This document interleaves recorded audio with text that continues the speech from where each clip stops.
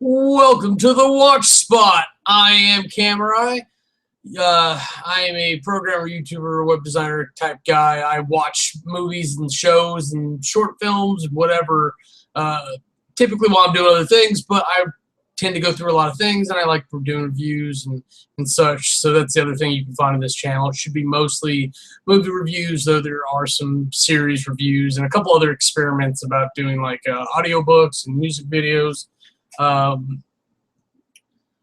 So there's stuff on the channel for you to find if you'd like that sort of thing. The other channels that I am involved in are HTKB, my Thoughts and Vlogs channel, Gaming Division.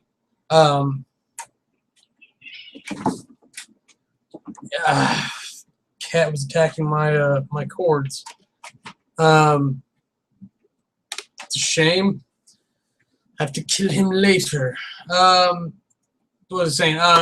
Janitorial, of course, my media reviews. Gaming Division is where I do gaming stuff. I do a similar podcast to this. I'm going to be consistently doing that on Sundays. I've not decided when I'm going to start doing Watch Spot, but for now it's going to be Monday. And yeah, but I already kind of put out a thing on Mondays usually, so I've got to sort that out, and then hopefully I'll do bad summaries. I was doing bad summaries for We Are Movie Club, which is the last channel that I'm involved with directly. And there's our Twitters up top, that side. I can do lefts and rights. So if you want to be involved in doing a social community movie club type thing, that's what that is. And you can always yell at me and try to hurt my feelings on Twitter at Kamurai25. But that's probably not going to happen. So that's just what you're seeing on the screen. But I want to get into it. I don't want to spend a lot of time vamping about that. But I'm trying to pick up on where the last place I was when I was talking about movies, because it's been a minute. So I guess I'll start with like my Netflix, and we'll talk about a couple movies, and we'll come back to the series. I think we'll do all the series together. Let's see. Dream House was very interesting. We'll start here. It was all about a guy who he moves into this house with his family. Apparently there were some murders there, and like he's very upset. His family's upset, and then as it goes on and on and on, it very much becomes apparent that he's involved in something else. There's other things going on, and they drip feed you information until the story transforms itself into a completely different story, and they start questioning who is who, and like who's real and who's in someone's imagination. And it's a really good trippy movie. And then like there's this very cognizant point of when they realize that the person who's seeing things that may not be real is aware of it, and he gets all the information, and there's still a story to go on. So the movie keeps working it for you. Even if you don't like it, you gotta give a little golf clap for them, because they really kept the story driving. It's a very good story, and the characters are actually meaningful. They really did some good jobs in this movie. Acting, production, everything. It's not going to be a blockbuster hit ever, and it's kind of a depressing theme. But hell, it's going to be decent enough to work with. So it's a good movie. Moving on to another kind of disturbing movie, Not Safe for Work. It's all about a guy who gets his last day on the job. He stays late, and he starts witnessing murders or whatever.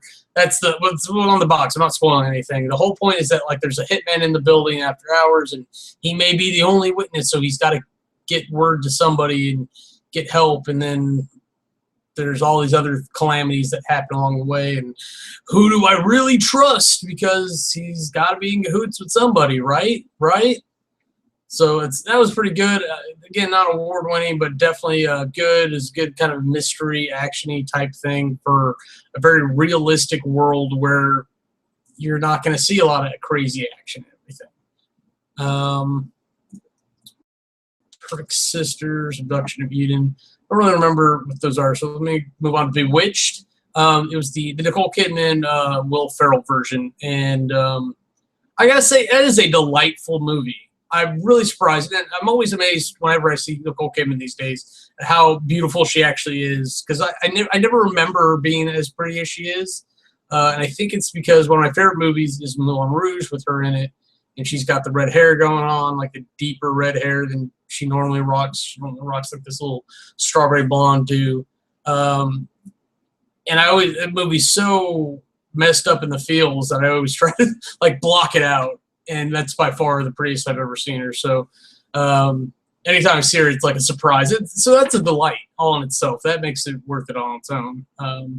But Will Ferrell is hilarious as being kind of a douchebag and a victim for a lot of the movie. That's the thing that we don't really address with that movie, is that the protagonist is very much an antagonist in the other players' stories. She's a little bit of a villain herself in a lot of ways, to the point where like you could question the validity of their romance by the end of the movie. And for anyone who's not familiar, Bewitched is a movie based on people trying to reboot the old TV series Bewitched.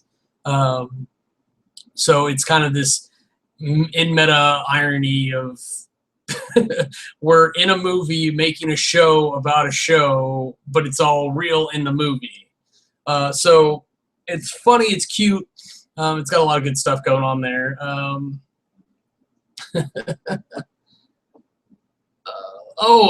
Perfect Sisters was really good. Very kind of dark and dramatic, but the premise that is given like on the thing, based on a real life incident, they even gave you like dates and everything.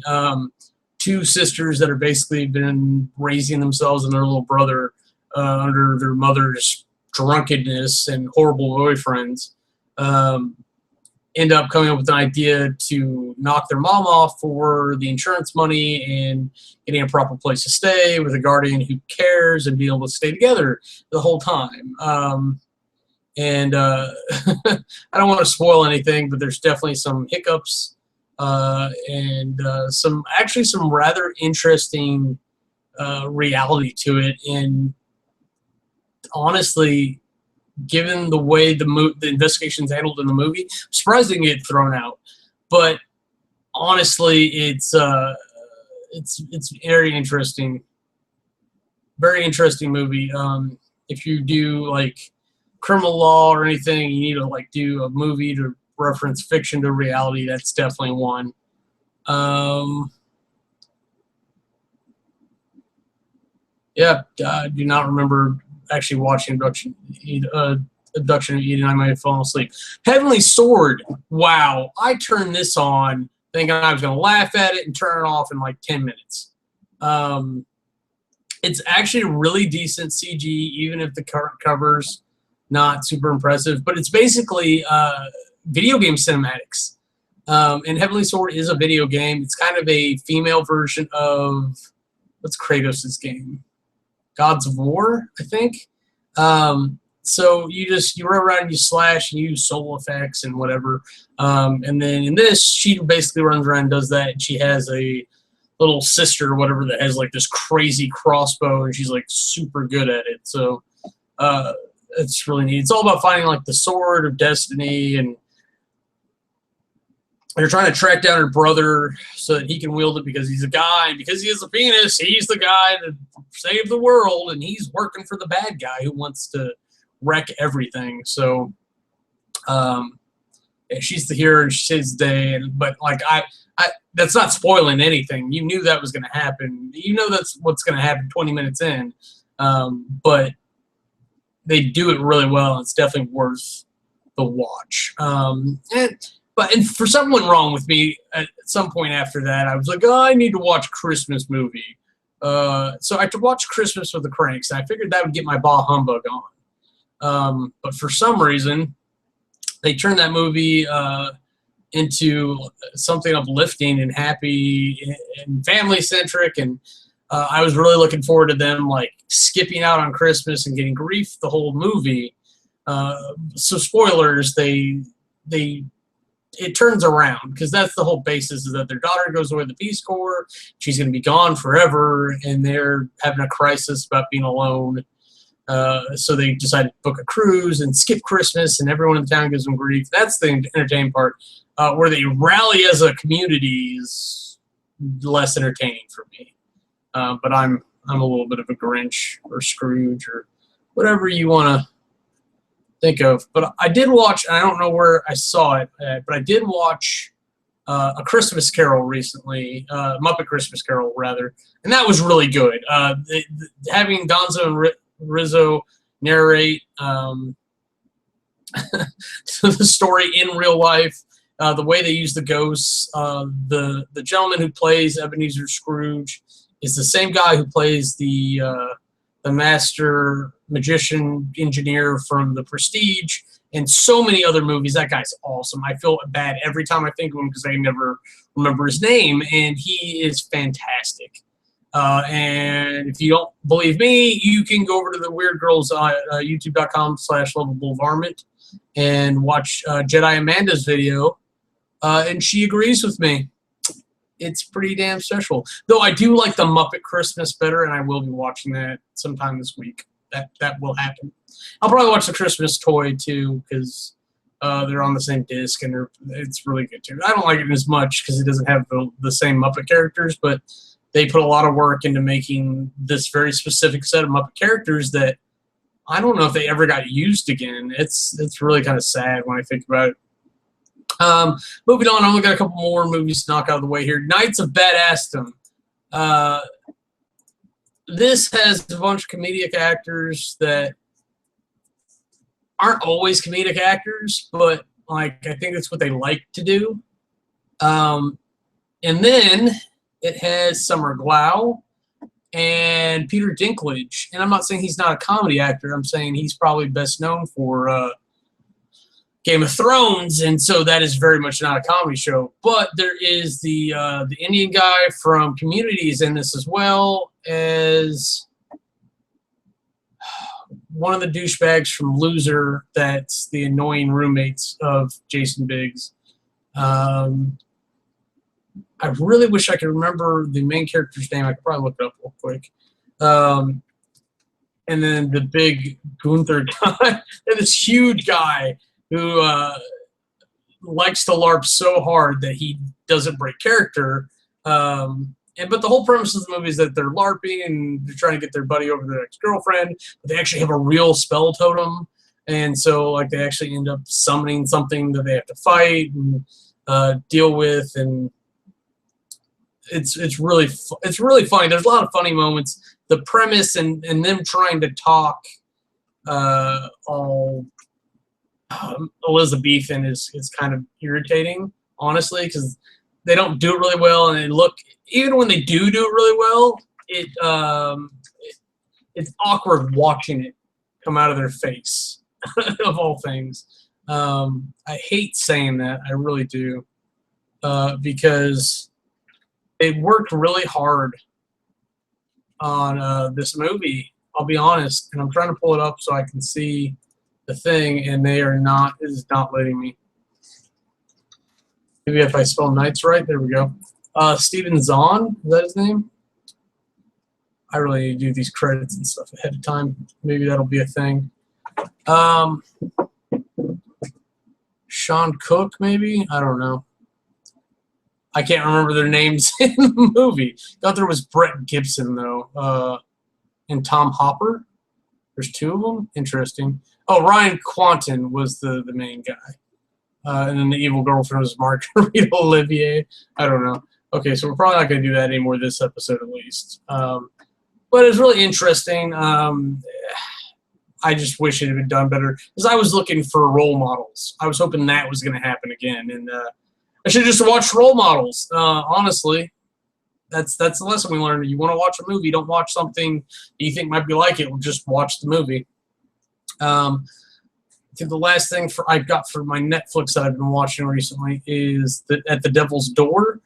Not the best movie. I'd probably say give this a skip, even if you are a horror fan. But the whole thing is that it's one of those things. A girl sells her soul, goes down the crossroads, says her name, and then the devil comes for her. and possesses her, and then uses her for a bit until she kills herself. This is all back of the box still. That you'd think it'd be a whole story arc, but it's mixed up and it's badly distributed information. And so that ghost or whatever comes back to haunting the house to try to infect somebody else with the devil, and so that the devil can be born properly. And it's all very weird and awkward throughout the entire movie. Again, I'd give it a miss if given the option to watch something else. I'm wondering what I got in on disc that I want to see recently, but I did watch Desolation and Smog recently. Internship, I give that one a miss too. But if you really like Vince Vaughn and Owen Wilson, watch it because you'll get a kick out of it. I highly suggest Oculus, especially for horror fans. Karen Gilliam is amazing, and I will come back to that because I not only is she great in this character, and I always forget she's a foreign actress because she does such a great American accent. Then there's They Came Together, which is that Paul Rudd comedy writing movie for comedy writers, and that's honestly what it is. I can't think of another way to put it. I'm trying to figure out all these stupid. Oh, I did watch Saving Mr. Banks, which I can highly recommend. Everyone is in that movie is phenomenal. Tom Hanks does a really good job as Disney. I think if anyone could give Walt credit, I think Tom did a really good job. The lady who plays not Mrs. Banks, but the writer of Mary Poppins does an amazing job. The behind the story of Mary Poppins is amazing on its own. Like, I almost want that movie without the Walt Disney nonsense interfering with it. It was really good. I gotta say that. I've not watched Aim to Kill for me yet. That has been waiting in the wings for far too long now. Along with Riddick, I need to watch that. I am trying to figure out what. Okay, so given that I can't remember what I've watched and what I haven't recently, I'm going to move on because that's what we do. I did watch this because this was a Hulu only movie. Because occasionally I go on there just to see what's on there because it's where I go and watch television more often than not necessarily movies. But I ran across Not Another Happy Ending because I saw Karen Gilliam's face on the cover. So I'm like, well, I'm watching this. And I think it, as weird as a movie as it is, it satisfied a lot of different things for it. Oh gosh. I mean, she's a wonderful actress, and she's back to using her Scottish. And if I fucking do this, then it's gonna ruin it for you. But I just have that urge to attempt, even though I can never get it right. I've got Scotsman trying to punch me through the internet.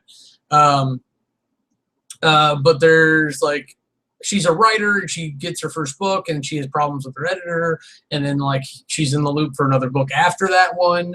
So she has to deal with all that as well, and that's the dilemma. And then her life gets better because of the book, and then like, is she still a good writer when she writes about sad stuff? And there's a lot going on there, but most of the movie is more about her after the success of her first book, how much she hates her editor and the writing block she gets, and why she has the writing block. That's the key thing there. Because is it because her life's too happy? Is it because she doesn't want the contract to end? What is it? Oh my gosh. And then for The Burbs, it was a lovely, lovely surprise. I did not go in looking for this. But if you notice, Carrie Gilliam has some rather long legs, and there's a couple of times where that's demonstrated in the movie. But there's something she's trying, and she ends up baking naked or something. And the whole joke is that like somebody's about to walk in on her. But she flashes her arse a little bit, and you can see her legs go all the way up. That was what was the thing. Not even her butt. Nice butt. Not saying anything against her. More power to her. I'm saying those legs, just amazing. But that pales, but I'm ching, because she's rather fair-skinned. But her acting is phenomenal, which is actually a really good segue into TV, or series at least, because I only really got one web series I want to talk about. I've got two, I do. But watching television series right now, Selfie, is one of my favorites that are current right now. I cannot believe her and John Cho have such amazing on-screen chemistry and timing. I can't tell if it's the writing or just them bringing the writing to life, but she is fantastic because she's playing this vapid, hot girl saleswoman, and he's like this uptight business guy for marketing, and they just run around each other because they're trying to find an equilibrium and balance each other out, and it's fantastic. I can't believe the show's been canceled.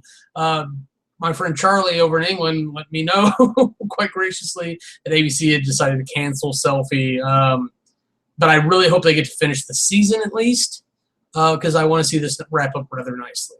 The other one that I'm really sad about, which is actually kind of funny that it's also a romantic comedy TV series, is A to Z. I'm trying to remember their names.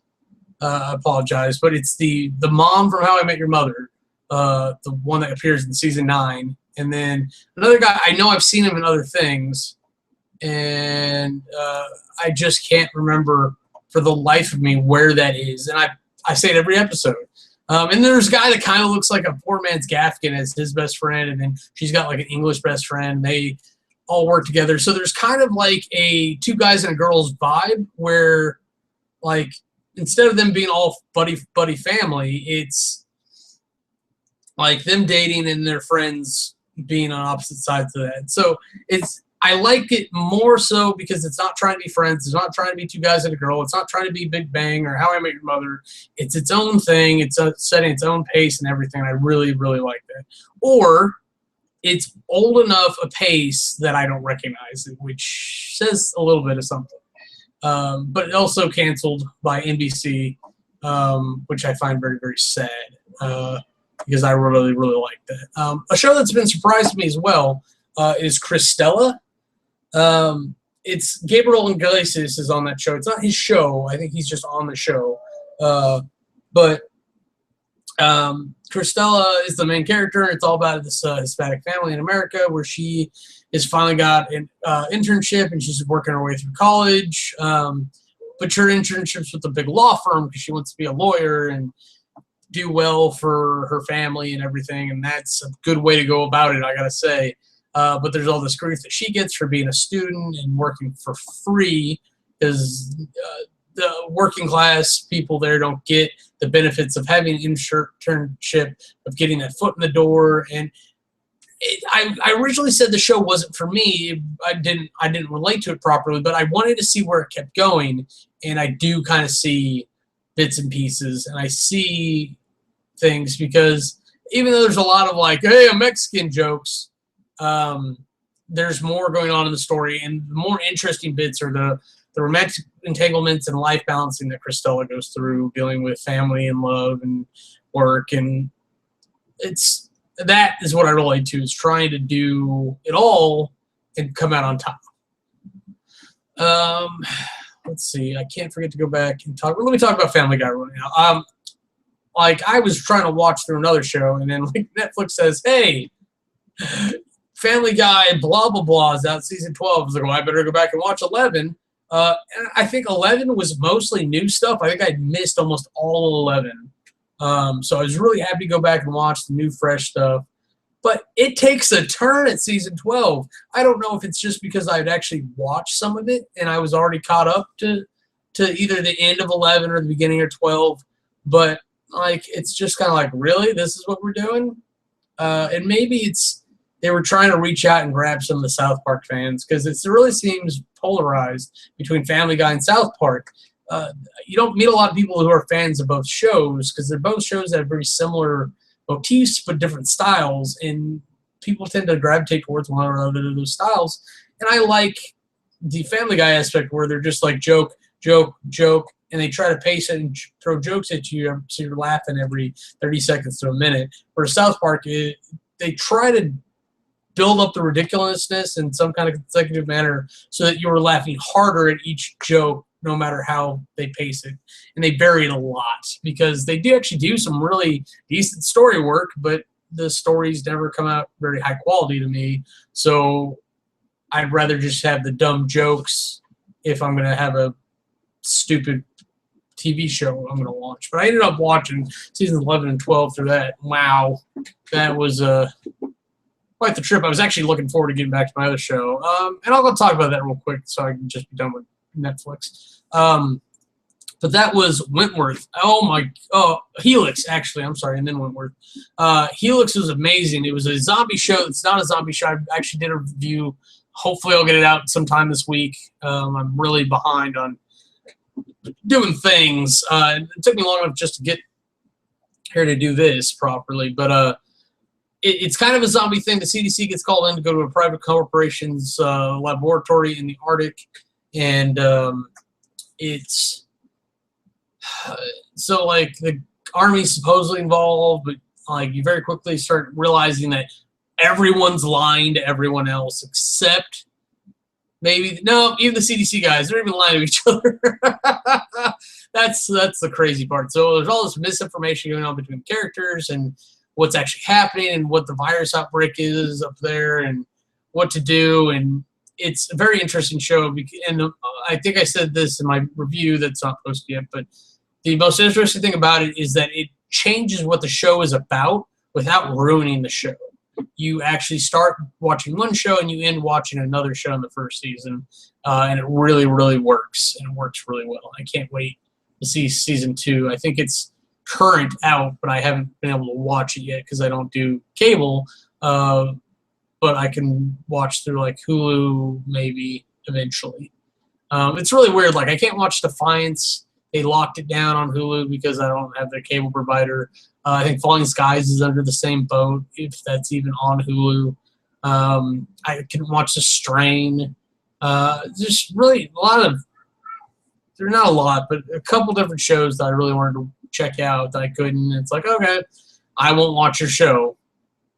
I don't see how that helps them, unless it just helps them out with the contracts with the cable companies, and then that's just them getting a piece of the money that they're extorting from everyone else. Okay, but moving on. I don't want to get on that too far.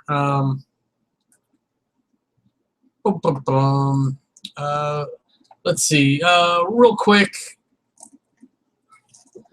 Supernatural and Grimm, I'm actually going to throw in the same batch. They've both gotten really silly. Back when we were investigating demons and it was a huge deal to have an angel in the mix, that was pretty interesting. When we were investigating heaven and we had God rebuild Castiel and all that was all really interesting. Now we're just kind of getting silly because we had all the weird angel stuff. We had to have the fall where their wings burnt.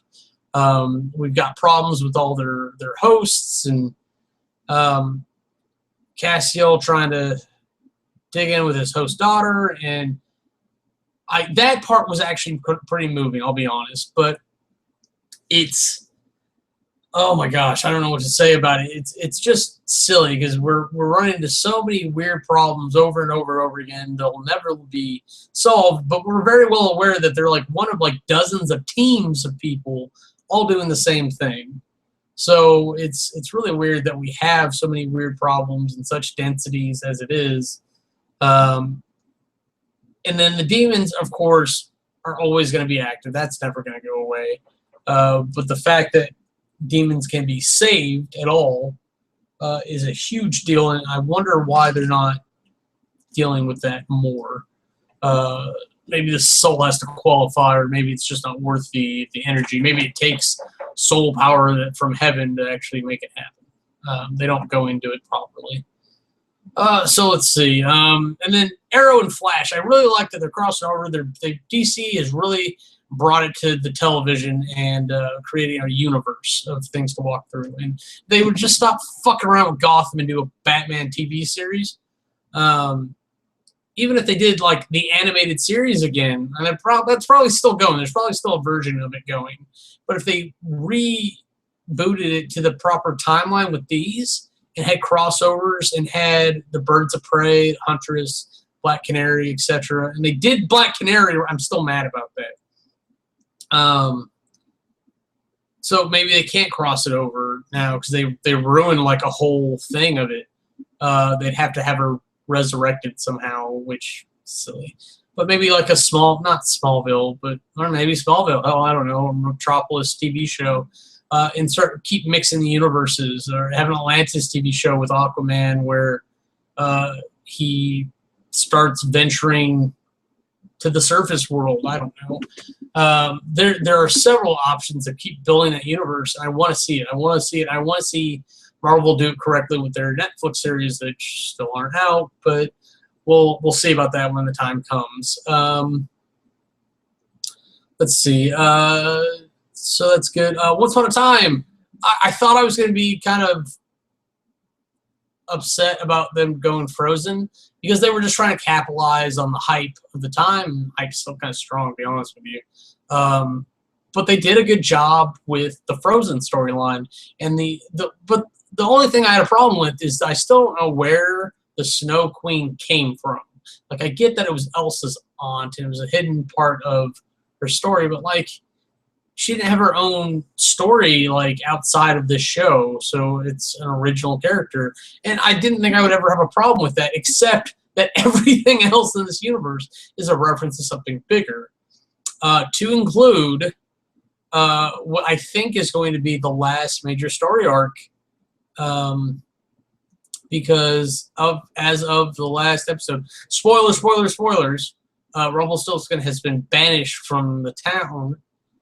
And he went and tracked down 3 villains that had teamed up against him before, which still irritates me to no end. That Ursula, Maleficent, those 2 don't need partners. They're their own thing. It's ridiculous. And there was even a thing about the evil queen, Regina, acting as Ursula at one point with Ariel, which... God, and I don't even know where she got off to because she went chasing her guy across the ocean. Oh, God, she did, didn't she? And then Cruella de Vil. But, like, Maleficent doesn't need help. Ursula doesn't help. They're both witches in their proper right. Cruella's just a bitch with a fur coat. She's not a proper villain. She's really not, especially like they had a dog working for her, which doesn't make any sense. Oh my God, it's kind of irritating. But it looks like they're just trying to milk whatever's left of the franchises before they go out and they stop the show, because it doesn't make a lot of sense. It makes every one of them look weak and stupid that they have to team up. And hopefully we'll see Regina get her happy ending at some point, and either Gold be finished or whatever. And I think the messed up version would be if they managed to use Rumpelstiltskin to revive Neil. But that would muck up Swan and Hook's thing, and who knows where they're actually going to go with Peter Pan. And then, like, they brought in that, like, more people were related, and Pan being, spoilers, Rumpelstiltskin's father. It's such a weird arc, and I think if I was to go back and rewatch one episode at a time, I would probably skip large portions of the Neverland story arc. It's not the best for me. Okay, so moving on through this. But Marvel and S.H.I.E.L.D. is actually coming along. It's getting better than Season 1 was, because Season 1 was a little bit of a disappointment, I'll be honest. It was not what I wanted. I wanted a superhero show with some normies, and I got a spy show. And now there's a bunch of spy shows, so they definitely can't keep doing that. So I'm glad they switched it up, because I think it honestly could have failed in Season 2 if it didn't drastically improve.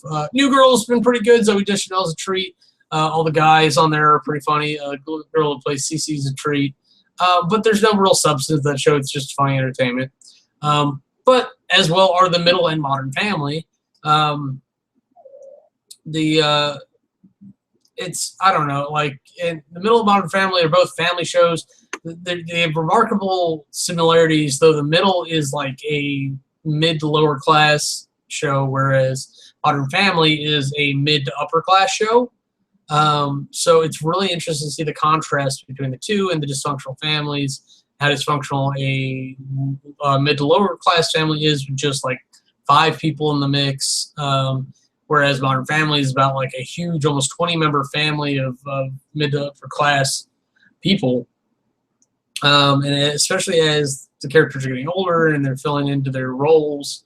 And like I think Alex is getting ready to go off to college now.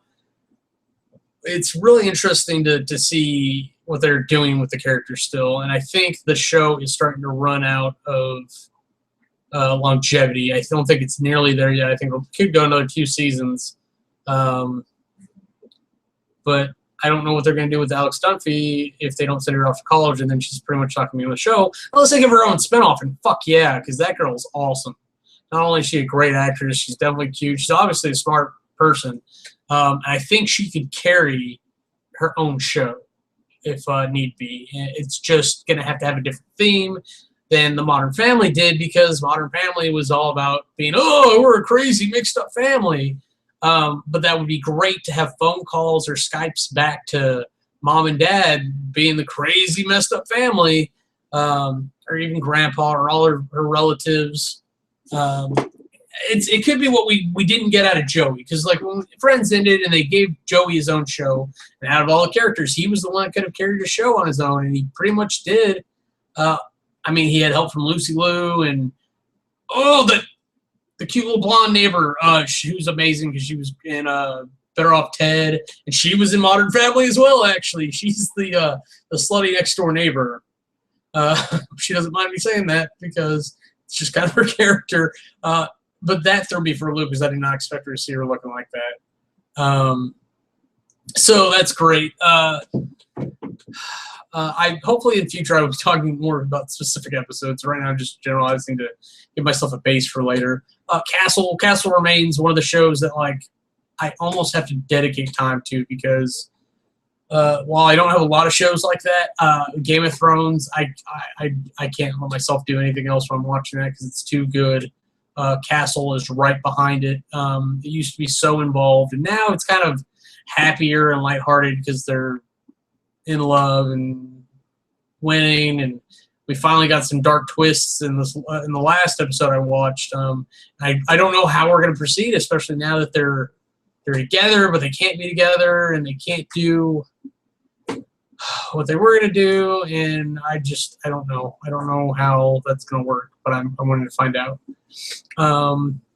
Another show that I try to watch dedicatedly, and sometimes I do a bad job, which is twice bad because it's subtitled, Sword Art Online 2.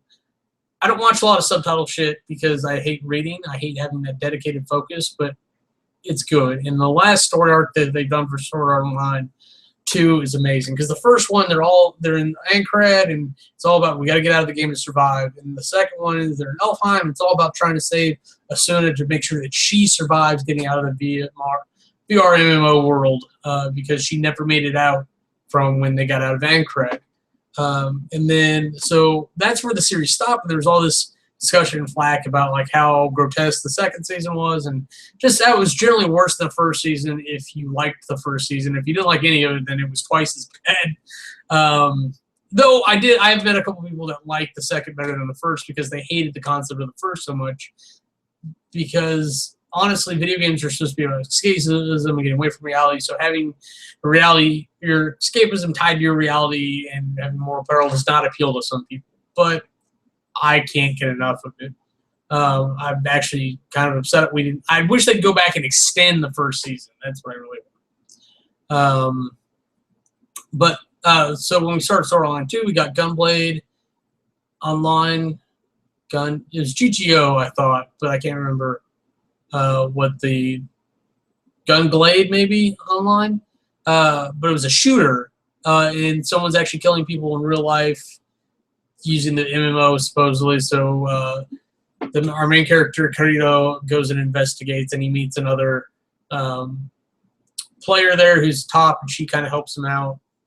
And honestly, it it's really interesting. They get out of there, and we're pretty much done with that sort of thing. But it's always a theme in the show that something's about dying. But we take a nice break. We go investigate like AIs that are self-apparent, like they're running their own missions and unique quests, and they go after a legendary item. They end up with a couple of them, and they end up saving the AI that they befriend, and it's really interesting to see that happen. I want to see them expand on that later after this story arc is finally over, because I thought it was over last episode, or the episode before last. This last episode, it should definitely be over, because this last story arc was all about the Sleepy Knights and Asuna being the main character, if you will, helping out the Sleepy Knights to make their achievements and move forward through there, because they're all terminal patients in the hospital using VMO technology to help make their lives a little bit better while they can still live. And so super interesting to see that. It really was. But I think one of the characters dies, and that's the end of the story arc. And it's really beautiful and touching. So get ready to feel some feels with that one, I gotta say. But let's see, moving on. The only thing I think I got left, Soul Eater or not. I'll just say Soul Eater or not. If you like Soul Eater, watch Soul Eater or not, because it's more of the same great stuff with the new twist, and it was really good. But I will say the 100, I've been on the fence with this whole season, because nobody seems to learn anything. Living in space seems to make you crazy. If that's how you get in space, I don't want us to go there, because we're all going to make bad decisions for the rest of our lives. But the whole point was that the space station was breaking down. They had to come down, so they sent 100 prisoner kids to the island, the planet, to make sure it was hospitable. Of course, it was hospitable. People have been living here the whole time, in various methods. So, like, when they got out of here, it was all about them forming a society, and then eventually other people come down, and they're like, no, we're using the society we've had for 100 years. What are you doing? So they get over, the kids get overridden, and like it's constantly this weird battle for power, and trying to do threat assessment properly, and then trying to do negotiations between hostiles, and trying to rescue people, and just everything's horrible. Everything goes wrong all the time. So it's like I need a happy moment for just 5 minutes. I need happiness. And I think that may be the last reconciliation that they came to, and I'm hoping that goes through. Oh, it was really sad, though. But I'm hoping that leads to a happy moment here in the future, and we get a much happier moment when they charge on the attack. But because that is coming up. The very last thing I want to talk about, because I didn't talk about it earlier, was Wentworth. Oh my God, what an amazing show. It's 2 seasons. It's really like, and I think it came out before, but it's really like somebody in Australia watched Orange is the New Black, and they went, well, this is ridiculous. This isn't how it happens here. And then they made like a almost nonfiction version of a drama of it. And I've got to be honest, it was 2013, so when did Orange is the New Black come out? Oh, it's current. It doesn't have an ending, but it's 2 seasons. And I've seen both the seasons, so maybe there's a 3rd season going on in Australia right now that I don't know about. But Orange is the New Black came out. Oh, so this is its counterpart, because like Armageddon Deep Impact came out around the same time. So Orange is the New Black is charging into its 3rd season. But that's almost more of a comedy with a little bit of drama and action sprinkled in. I really like Orange is the New Black. I'm not going to lie to you. And it's got some sexy in it, and you got some fantastic actors. Like the girl who does Crazy Eyes, even and the young girl who played Crazy Eyes, fantastic too. But like such a great actor. I don't know who else really could have done it. It's like Jim Carrey level of acting. But this is all about an Australian prison where a lady's put in there for attempted murder of her husband or whatever, and